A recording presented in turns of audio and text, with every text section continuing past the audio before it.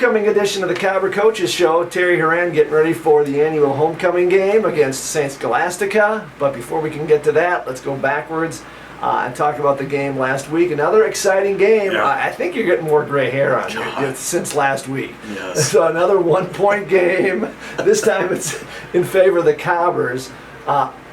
The start still is a little bit slow. Is there anything concerning about that slow starts, or it's just the thing that you're working on and you're gonna get, you're gonna get better? Yeah, I mean, we talk about it obviously, and we're working on it. The second half, really, we came out played really solid offensively, and the guys are, we're doing the things that we need to do, and we just got to keep getting better at it, but yeah, we could certainly start it in the first half, that's for sure, but really getting great defense too, and I know Kyle Bakken wasn't happy with the first drive, obviously just trying to get a feel for what Gustavus was trying to do. They score on their very first drive into kind of a little bit of wind, but then after that they didn't have anything until really the final drive, and then obviously the great stand at the end. But and then we left some points out there again. We get a nice spark off of our punt, got a fumble recovery, got a short field.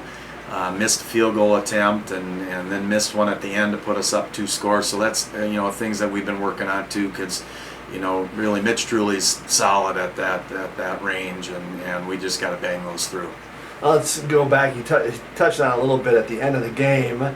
Kind of was like kind of a nutshell of the game itself. It's like they missed the extra point. You're offside. Yes. Coach's nightmare. Coach's nightmare. Yes, right. But then they go for 2, and you guys come up with a big stop. Once they called timeout, did you guys have a notion of what they were going to do and put in Kyle put in the defense to get that set?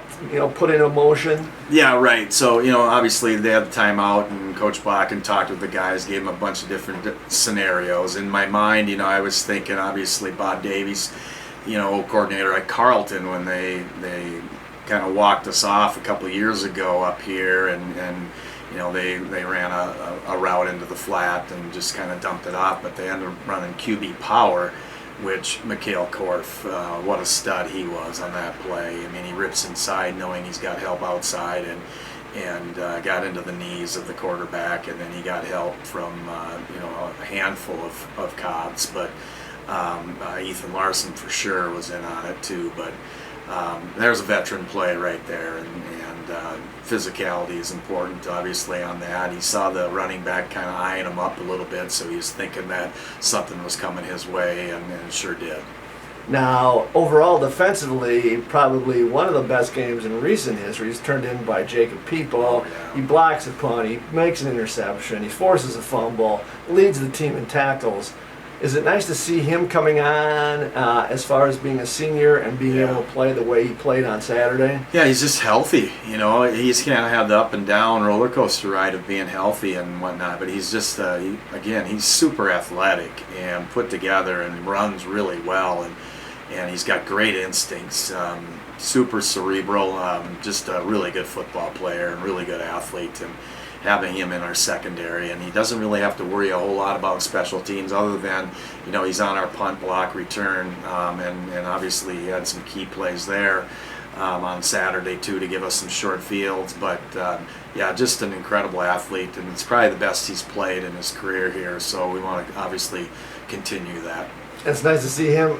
People don't know his grandpa. It was Armin People who.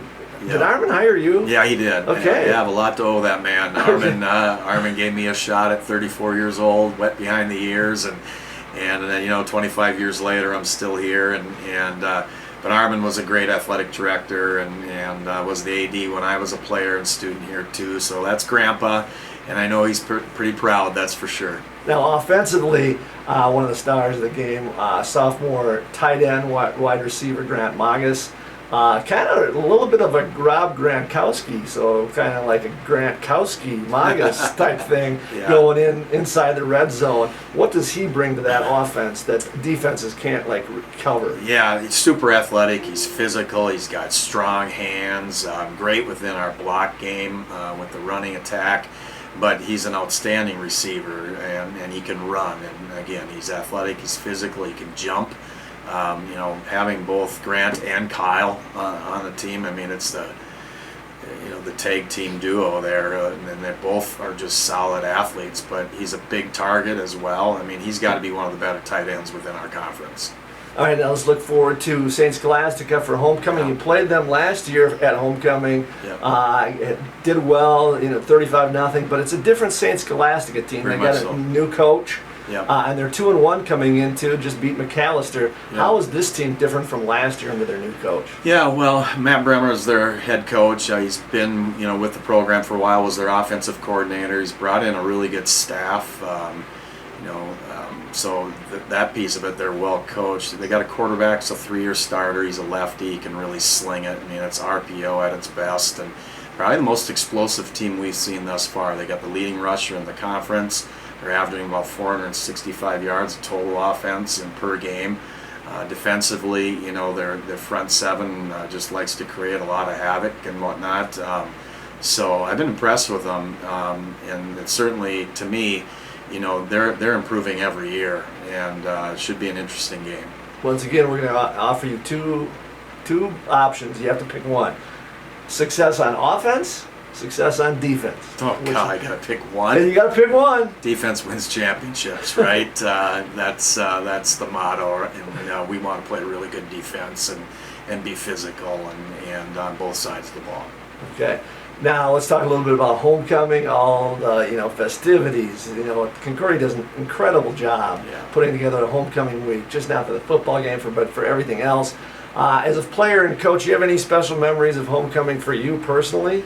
I just, as you said, there's not many places that do it like Concordia. I mean, the pomp and circumstances here, it's always been like that. I mean, tonight, Thursday night, we've got the homecoming bonfire and fireworks. That's always fun, and you're the master of ceremonies, I guess.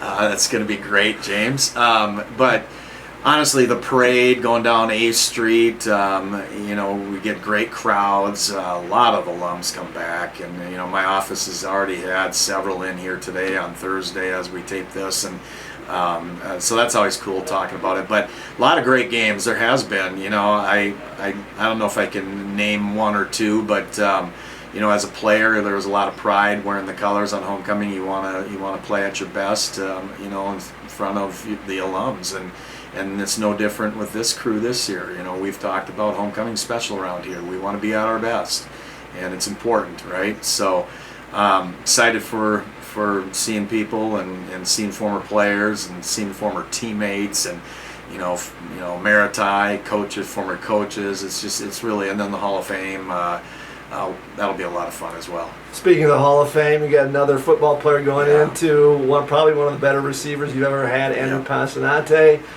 What is special about him? Do you remember any special memory of a game specifically? Well, probably one of the biggest games that we played in his senior year. We were at St. John's. I think they were the defending national champions. We're kind of halfway point of the season. It was about middle of October. In fact, it was October 16th, 2004. I've got that down.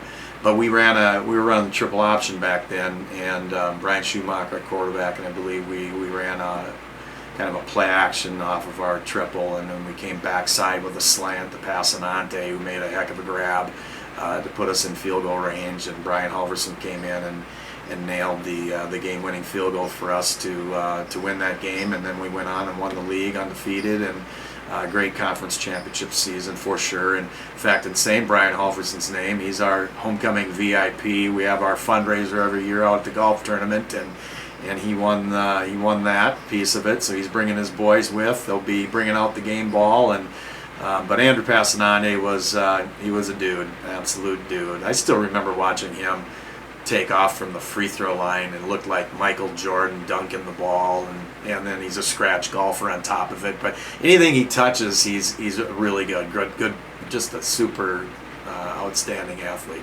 One last time before, and you have to pick one more athletic. Andrew Passanante, Terry Horan in his heyday. Well, check out the record books. I mean, there's a few on there that he doesn't have. Good luck. Let's go, Pace. Good luck on Saturday. It should be a great day for homecoming. Thanks, James.